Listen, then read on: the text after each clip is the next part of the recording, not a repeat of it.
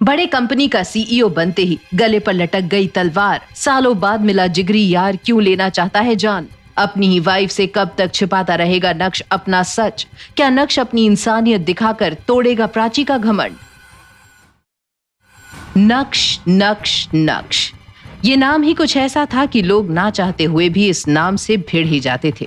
जब नक्श की जिगरी दोस्त हिमानी ने प्राची के पति को नौकरी से निकालने की धमकी दी, तब वो गिड़गिड़ाते हुए नक्श से माफी मांगने लगी। प्राची का घमंड चूर चूर हो गया था। ये देखकर नक्श हिमानी को समझाने लगा, ये दोनों माफी मांग रहे हैं, माफ कर देते हैं, तुम्हारे लिए भी आसान हो जाएगा, क्योंकि इतनी जल्दी तुम्हें इस लेवल पर कोई एम्प्लॉय नहीं मिलेगा। आलोक, बस मिस्टर नक्श की वजह से तुम्हें आज जॉब से नहीं निकाल रही हूँ, लेकिन मैं तुम्हारा प्रमोशन रोक रही हूँ।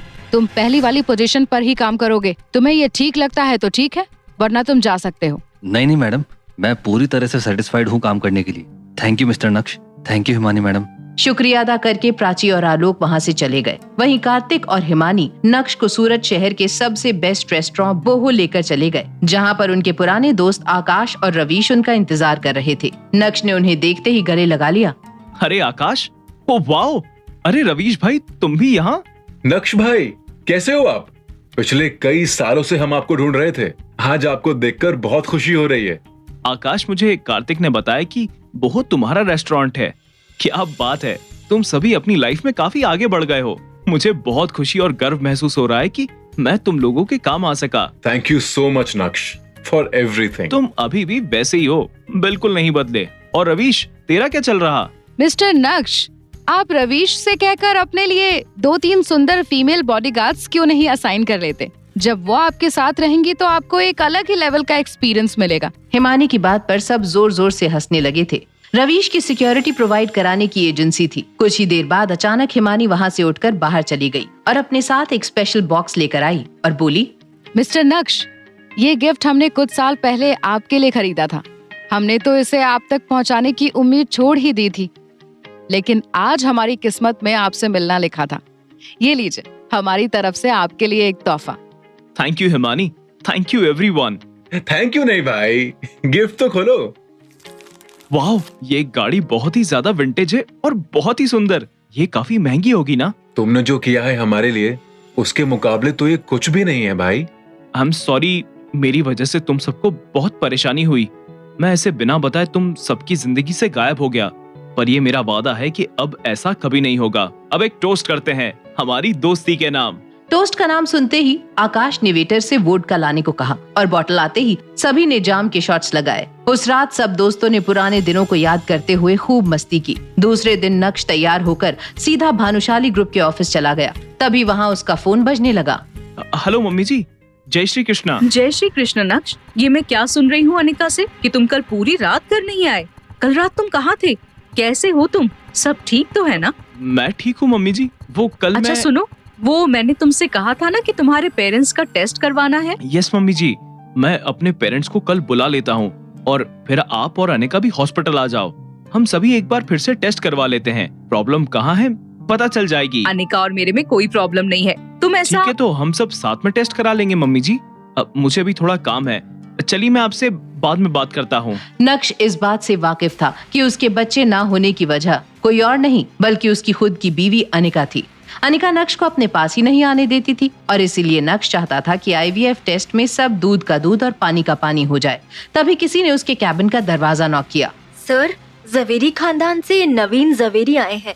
वो शिवानी के पैकेजिंग कॉन्ट्रैक्ट पर साइन करना चाहते हैं और साथ ही साथ नेगोशिएशंस करना चाहते हैं। वो इतना जल्दी आ गया? उनसे कह दो कि मैं उनके साथ की गई पार्टनरशिप कैंसिल कर रहा हूँ। अगर उन्हें हमारे साथ काम करना है तो उनके सारे कोऑपरेशन मैटर्स को सिर्फ और सिर्फ अनिका हैंडल करेगी।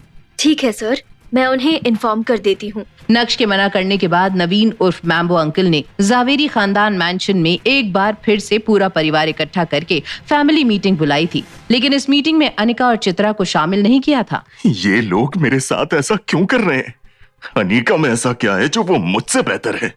उसकी खुद की कंपनी तो बंद होने की कगार पर है। मुझे तो लगता है कि भानुशाली ग्रुप का नया सीईओ ही ठरकी है। नवीन, वो बेवकूफ सीईओ हमारे साथ पार्टनरशिप कैंसिल करने को कह रहा है। भानुशाली ग्रुप चाहता है कि जावेरी खानदान के कॉर्पोरेशन मैटर्स सिर्फ और सिर्फ अनिका हैंडल करे। अब हमें क्या करना चाहिए? जहां तक मुझे याद है, अनिका ने हमसे कहा था कि वो लास्ट टाइम भानुशाली ग्रुप के ऑफिस गई थी, तब उसने सीईओ को देखा भी नहीं था। बिना मुलाकात के सीईओ तो अनिका के लिए पागल हो रहा है, और यहाँ अनिका कह रही थी वो मिली ही नहीं। जावेरी खानदान की छोटी सोच और इस बड़े डिस्कशन का नतीजा यही निकला कि वो अनिका की जगह उसकी कजिन पल्लवी को भेजेंगे। वो अनिका से भी ज्यादा खूबसूरत थी। सीईओ का दिल पक्का उस पर आएगा। दूसरी तरफ नक्श घर पहुंचकर सो गया था। जब रात में अनिका घर आई, नक्श, तुम वापस कब आए?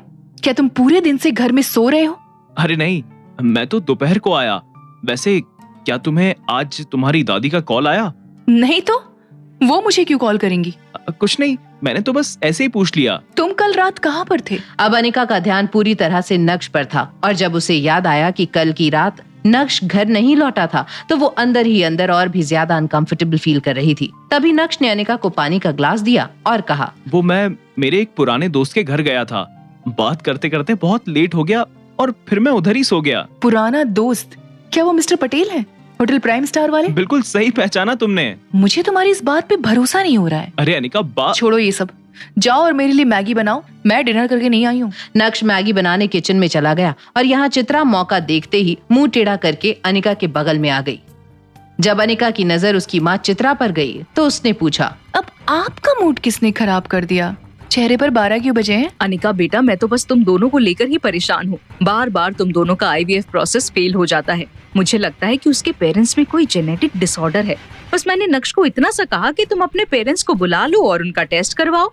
ओह मम्मी, आप कितने प्यारे हो, लेकिन प्लीज क्या कुछ समय के लिए आप इस मैटर को साइड में रख सकती हैं? मेरे सर पर वैसे भी काम का बहुत लोड है। तुम चाहती हो कि मैं इस मैटर को साइड में रख दूं? तुम्हें पता है ना कि तुम्हारी शादी को 2 साल से ज्यादा का समय हो गया है और 3 से 4 बार तुम्हारा IVF प्रोसेस फेल हुआ है। उसके बाद भी तुम्हें कोई जल्दी नहीं है। मम्मी प्लीज अब बस भी करो, इस टॉपिक पर अभी मुझे बात नहीं करनी है। चित्रा आगे कुछ बोलती उससे पहले नक्श वहाँ मैगी लेकर पहुँच चुका था। वो पहले भी अनिका के लिए खाना बनाता था, लेकिन आज पहली बार अनिका को उसका प्यार महसूस हुआ। तभी अनिका ने खामोशी तोड़ते हुए नक्श से कहा, अभी के लिए तुम्हें तुम्हारे पेरेंट्स को बुलाने की कोई जरूरत नहीं है। हम इस बारे में फिर कभी बात करेंगे। ठीक है, जैसा तुम बोलो।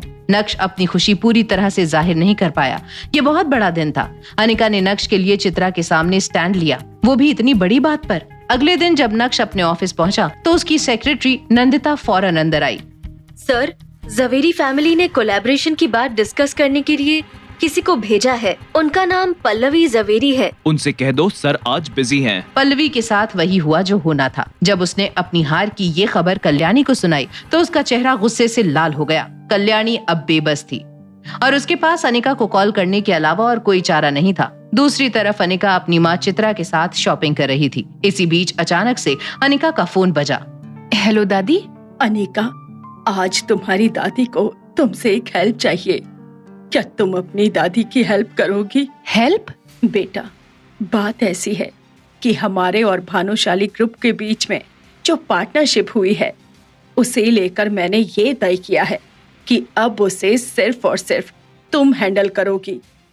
तुम्हें कल भानुशाली ग्रुप जाना होगा और उनसे बात करनी होगी। सॉरी दादी, आपने ये मैटर मैम्बो अंकल को संभालने के लिए दिया था, तो मुझे लगता है कि अब आपको मैम्बो अंकल को ही सारी प्रोसेस की रिस्पॉन्सिबिलिटी देनी चाहिए। चलिए दादी, मेरे पास और भी बहुत काम है, बाद में बात करती हूँ। जय श्री कृष्णा। यहाँ अनिका खुश थी दादी को ना बोलकर, तो दूसरी तरफ नक्श प्राइम स्टार होटल पहुँच गया था कार्तिक के साथ लंच करने के लिए, जहाँ कार्तिक उसका एक ब्लैक कलर के बॉक्स के साथ इंतजार कर रहा था। आओ नक्श, बैठो। ये लो, इसे मैंने खास तुम्हारे लिए प्रिपेयर किया था। इस अमानत को मैं पिछले 4 सालों से अपने साथ संभाल कर रखा है। कार्तिक, तुम मुझे पहले ही एक बहुत बड़ा गिफ्ट दे चुके हो, अब मैं इस अमानत को नहीं ले सकता। ये चीज मेरे किसी काम की नहीं है। मेरी हेल्थ एकदम परफेक्ट है। तुम पहले भी कमजोर थे और अभी भी कमजोर नजर आ रहे हो, इसीलिए स्पेशली इस चीज को मैंने तुम्हारे लिए ढूंढा था। इस बात से नक्श थोड़ा हैरान हुआ, लेकिन कार्तिक की बात भी सही थी कि तभी कार्तिक का फोन बजने लगा। फोन उठाने के बाद कार्तिक के एक्सप्रेशंस कुछ ज्यादा ही सीरियस हो गए थे। कॉल रखने के बाद कार्तिक ने नक्श से कहा, माफ करना दोस्त, मुझे लगता है कि आज का लंच तुम्हें अकेले ही करना पड़ेगा। कुछ जरूरी काम आ गया है और उसे तुरंत सेटल करना है। मैं समझ गया, जल्दी जाओ और अपना काम खत्म करो। मैं इस अजीब गिफ्ट को चेक करता हूँ तब तक। कार्तिक के जाते ही नक्श ने फौरन उस बॉक्स को खोल दिया। उसके बीच में काले रंग की एक पिल थी जिसे वो तुरंत निगल गया कि तभी अचानक से उसे अपने पेट में एक तेज दर्द का एहसास हुआ। कुछ ही सेकंड्स में उसका पूरा शरीर कांपने लगा और देखते ही देखते नक्श बेहोश हो गया। क्या कार्तिक लेना चाहता है नक्श की जान? आखिर अब कैसे आएगा नक्श को होश? कैसे बच पाएगा नक्श उस ब्लैक पिल वाले जहर से? आखिर क्या होगा नक्श का अंजाम? ये जानने के लिए देखिए अगला एपिसोड सिर्फ पॉकेट एफएम के YouTube चैनल पर। और इंस्टा एम्पायर के सारे एपिसोड्स को सुनने के लिए डिस्क्रिप्शन में दी गई लिंक से डाउनलोड कीजिए पॉकेट एफएम ऐप।